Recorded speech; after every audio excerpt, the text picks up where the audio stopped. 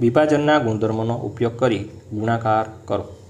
તો અહીંયા આપણે વિભાજનના નિયમનો ઉપયોગ કરવાનો છે। તો પહેલી વાત તો એ કે આપણને વિભાજનનો નિયમ ખ્યાલ હોવો જોઈએ। તો વિભાજનનો નિયમ શું છે? તો કે a ગુણ્યા કૌંસમાં b પ્લસ c આવો વિભાજનનો નિયમ છે, બરાબર। અહીંયા પ્લસ એ આવી શકે અથવા તો માઇનસ એ આવી શકે। તો વિભાજનનો નિયમ શું કહે છે? તો કે પહેલાં a છે એ b સાથે ગુણાશે, પછી a છે એ c સાથે ગુણાશે, અને વચ્ચે પ્લસ હોય તો પ્લસ રાખવાનું, માઇનસ હોય તો માઇનસ રાખવાનું।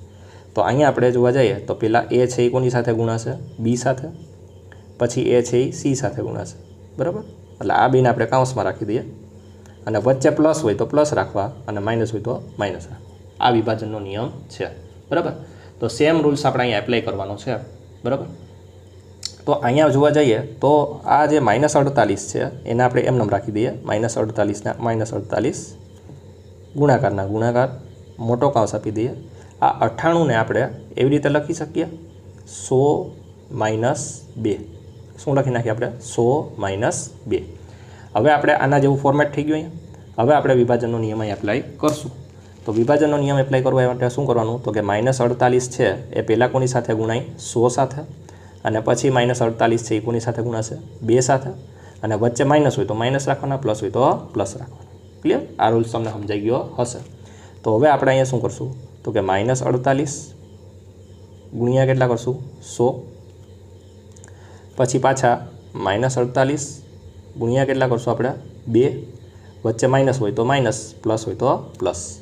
ક્લિયર? અને આ બેને અલગ કરવા માટે આપણે અહીંયા મોટો કૌંસ આપી દઈએ। ક્લિયર? હવે આ -48 ગુણ્યા 100 કરશું એટલે કેટલા થઈ જશે? -4800, બરાબર ને? ખાલી આ 2 0 અહીં લગાવવાના છે। બીજી વાત અહીં કરીએ તો -48 ગુણ્યા 2 કરીએ તો 48 દુ કેટલા થશે? 96। 48 દુ કેટલા થશે? 96, પણ એ કેવા થશે? માઇનસ, માઇનસ માઇનસ કેવા થઈ જશે? પ્લસ। એટલે અહીંયા 96 આવશે પણ કેવા થઈ જશે? પ્લસ થઈને અહીંયા આવશે, બરાબર ને? રેડી? હવે આપણે અહીંયા જોવાનું છે કે -48 અને +96, તો આ બેનું શું થશે? અહીંયા બાદબાકી થશે, કારણ કે અલગ અલગ નિશાની છે તો અલગ નિશાનીએ બાદબાકી, જવાબમાં મોટાની નિશાની આવશે, બરાબર। તો 48માંથી આપણે અહીંયા 96 કાઢવાના છે। તો 4800માંથી 96 કાઢીએ તો કેટલો આવશે જવાબ?